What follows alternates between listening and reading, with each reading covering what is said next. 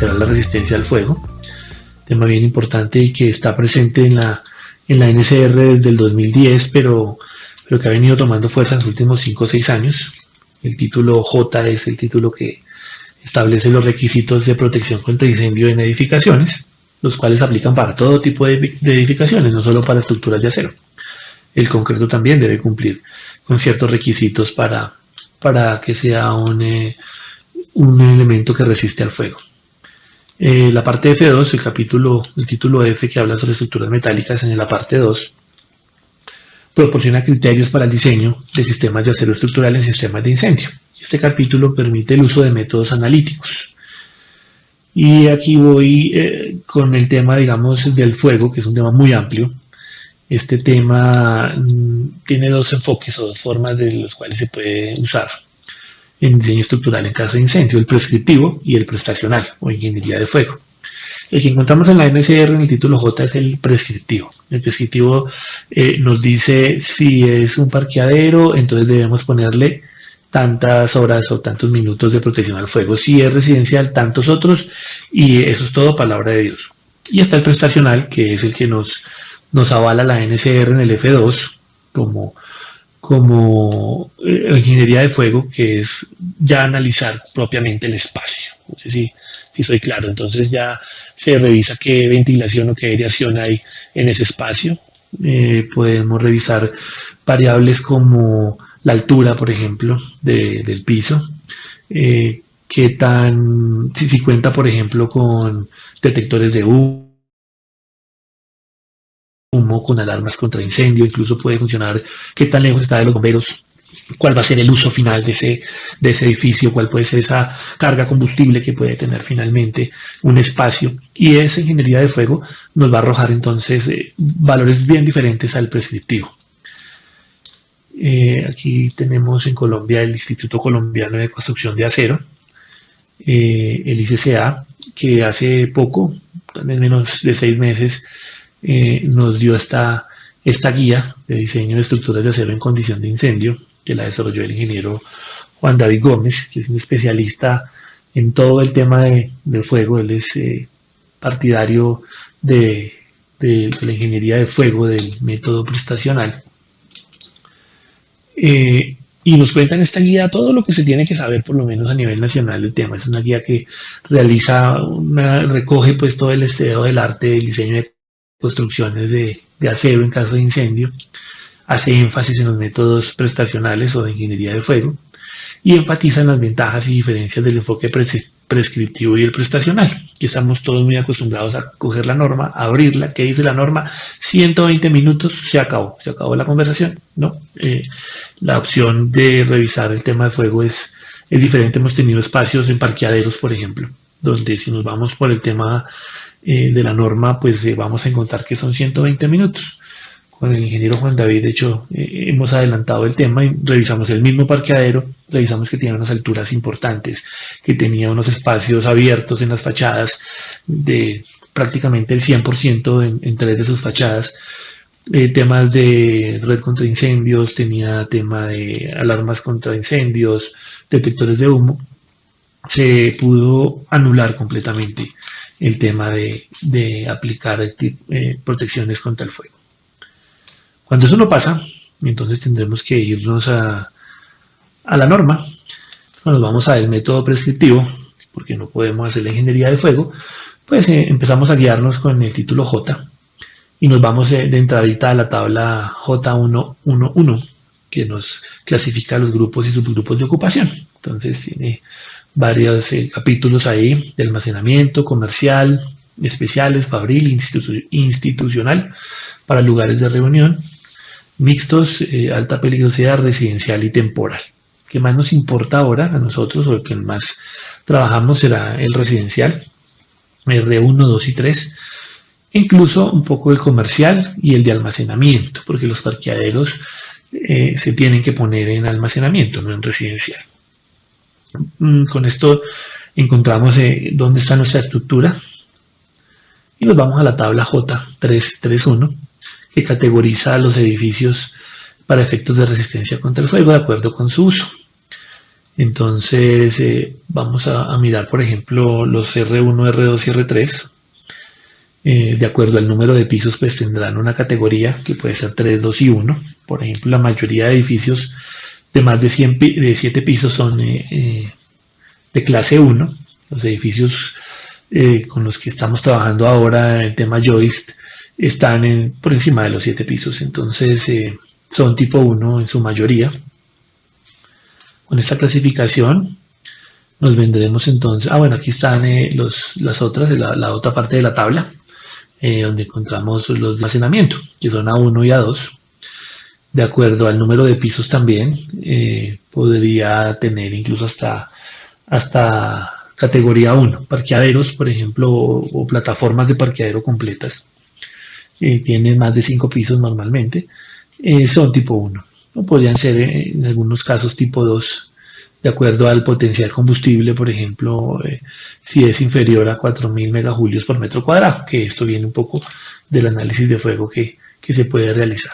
Con estas dos tablas vamos a irnos a la tabla J343, que nos va a decir de acuerdo a la categoría que acabamos de hallar, por ejemplo, para un residencial de más de 7 pisos, es categoría 1. Miraremos entonces qué tiempo o qué horas de protección al fuego se tienen que dar. En esta tabla que vemos aquí están todos los grupos excepto R1 y R2, como dice ahí arriba el título, o sea, los residenciales. Aquí podremos ver, por ejemplo, los que son de almacenamiento, hablemos de un parqueadero. Y encontramos pues muros cortafuego, muros de cerramiento, muros divisorios interiores, y los elementos estructurales de los materiales cubiertos por los títulos C a G del reglamento NSR 10. Ya en eso caben todos los del título F, o sea, todos los elementos metálicos. Entonces tendríamos que para el parqueadero que vimos ahí arriba, categoría 1 de más de 5 pisos, nos estarían pidiendo 2 horas de protección a fuego, si no hacemos ningún tipo de ingeniería de fuego. Esto para todo lo que tiene que ver para todos, excepto para los clasificados en R1 y R2. Para R1 y R2 tenemos esta otra tabla, que sería ya para residencial, y es donde el 85% de los proyectos con Joist se mueven aquí en el país. Entonces veríamos que para un edificio de más de 7 pisos, como habíamos dicho, es categoría 1. Y para los elementos estructurales cubiertos por los títulos CAG, cuando cruza ahí en la fila con la columna de la categoría 1, pues tenemos 1 hora, o sea, 60 minutos. Cualquier elemento residencial, una vigueta, en edificio de más de 7 pisos, pues será 1 hora. Incluso para menos de 7 pisos, que sea categoría 2, será 1 hora. Para otros más sencillos, será también de 1 hora. Estas dos tablas, la anterior y esta, fueron modificadas mediante el decreto 340 de febrero 13 del 2012. Entonces mucha gente seguía todavía con la versión inicial de la NSR del 2010. Estas tablas son totalmente diferentes, tienen unas exigencias mayores. Ya con el decreto se aterrizó un poco más a la realidad y quedaron estas tablas. Ahí en la misma norma encontramos unas excepciones de edificaciones que no requieren cuantificación de la resistencia contra el fuego. Son como tal vez unas 15 secciones, destaco 2. Por ejemplo, los edificios para estacionamiento que no tengan cerramiento en por lo menos el 40% de 2 de sus fachadas, con edificios con menos de 3.000 metros cuadrados de área construida, o en 3 de sus fachadas para edificios que tengan áreas construidas entre 3.000 y 3.750. No van a requerir protección al fuego. Otra, por ejemplo, edificaciones con estructuras de material incombustible que tienen una densidad de carga combustible de 250 megajulios por metro cuadrado o menos, independientemente de su uso y altura. Entonces muchos edificios, independientemente del área, si van a ser bodega de materiales no combustibles, por ejemplo, pues no van a necesitar una bodega de acero, de almacenamiento de acero, pues no va a necesitar protección al fuego. Digamos que es una ventanita a un análisis, a una ingeniería de fuego muy básica que podría uno hacer con la norma. Otra cosa ya es un análisis más completo. Cuando tenemos que proteger al fuego, porque no estamos diciendo que no, se tiene que proteger al fuego, y en muchos casos eso ya lo tenemos resuelto también, digamos, superado el tema de la ingeniería al fuego y llegando a que sí se tiene que proteger, pues el tema no es para nada complicado. En Espacio Leve Ingeniería hemos analizado ya varias soluciones, hemos analizado soluciones, hay muchas formas de proteger el fuego, ¿no?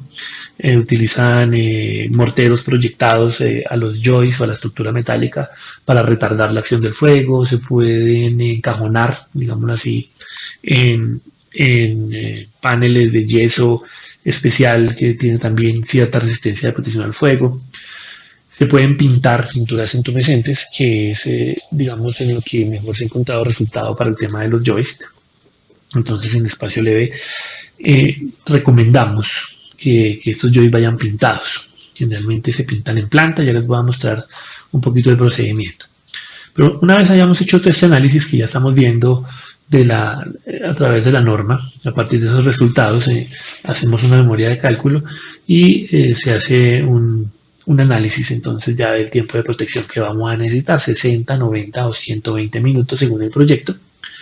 Para los joists se establece una temperatura crítica de 620 grados centígrados, que se considera como vigueta. Digamos que para columnas podría ser menor, 550 grados de temperatura crítica, o sea, va a tener que resistir al fuego más tiempo, porque a 550 grados ya está en su temperatura crítica. La vigueta, como está más arriba, incluso podría llegar a 620 grados centígrados.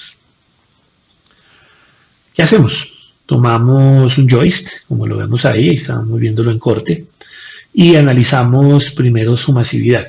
Entonces, la masividad es el área expuesta dividido el perímetro del joist, el área de la sección, perdón, dividido el perímetro expuesto al fuego del joist. Si vemos, por ejemplo, el cordón superior de un joist está expuesto en 3 caras, porque la cuarta cara está contra la placa de concreto.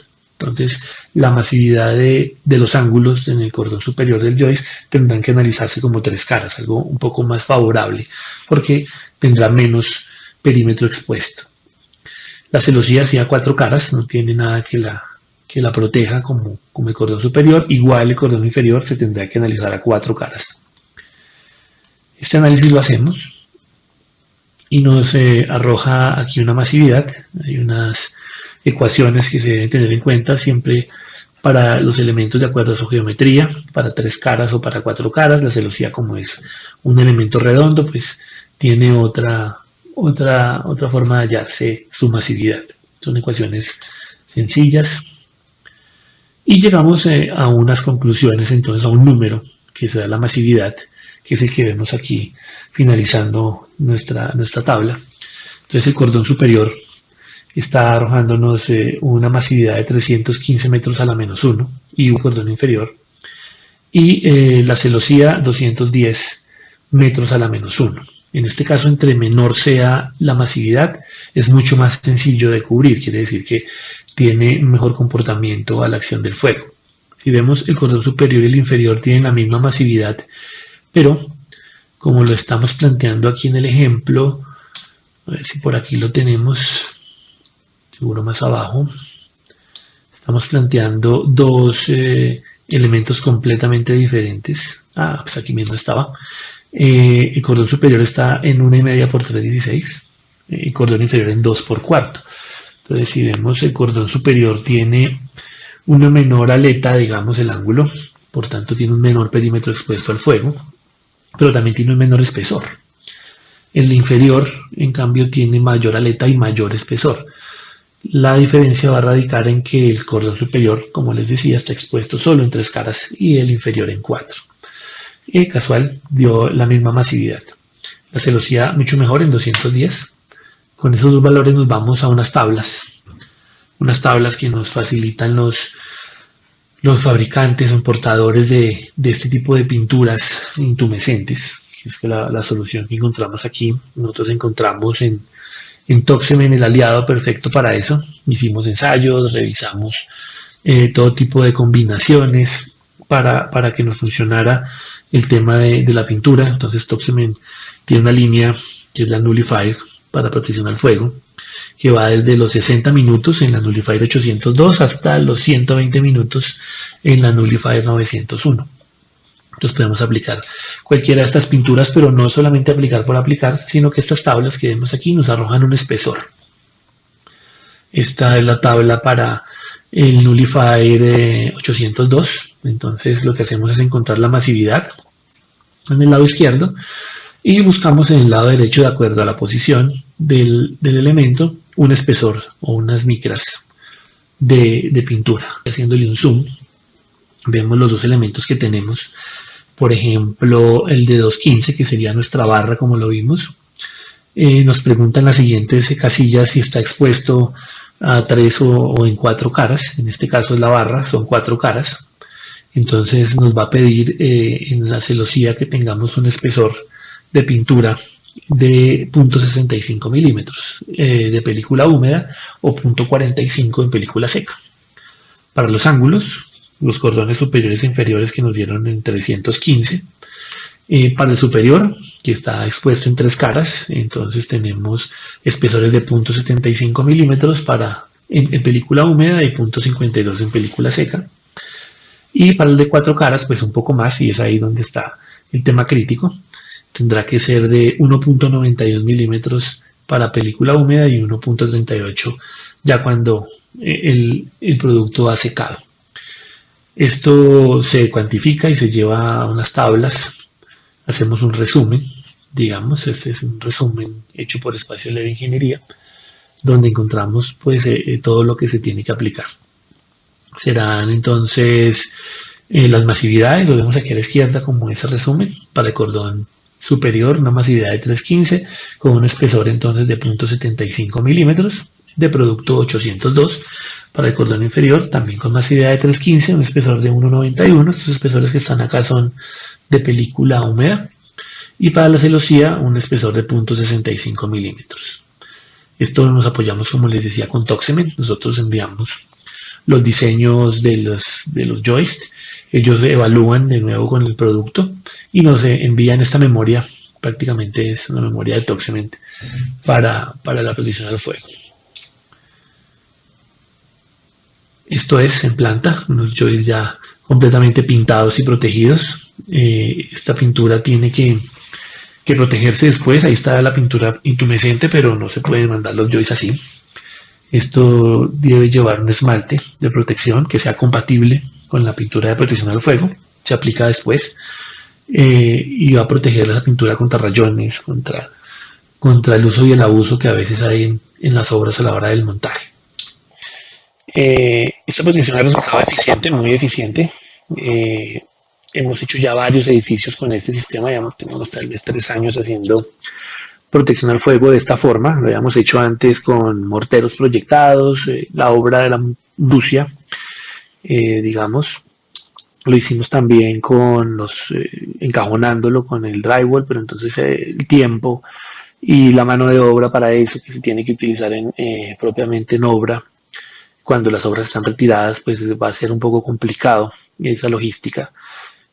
No se garantiza a veces en la proyección que se puede hacer, por ejemplo, de morteros en obra, que los espesores sean los que dice el diseño. Entonces el control era mucho más complicado para garantizar una buena calidad.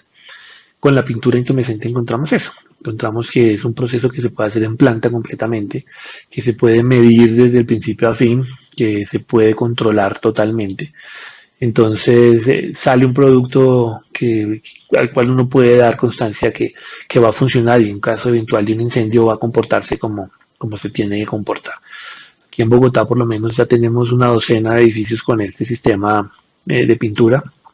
Ninguno se ha incendiado, no sabemos si la cosa en una condición real de incendio tenga un comportamiento diferente al teórico, por lo menos. Pero bueno, nos apegamos a las normas y así lo esperamos que nos funcione. Entonces la protección al fuego, eso también se puede aplicar en obra, si uno quisiera. La pintura de protección al fuego, me refiero hemos encontrado edificios que ya tienen los joists o otro tipo de viguetas y dicen, bueno, yo tengo que proteger al fuego, ¿lo puedo hacer ahora? Todavía lo puede hacer, no hay ningún problema, se hace una limpieza, se tendrá que hacer un fondo en anticorrosivo compatible con la pintura intumescente y se aplica la pintura intumescente. Entonces se puede hacer tanto en planta como en obra.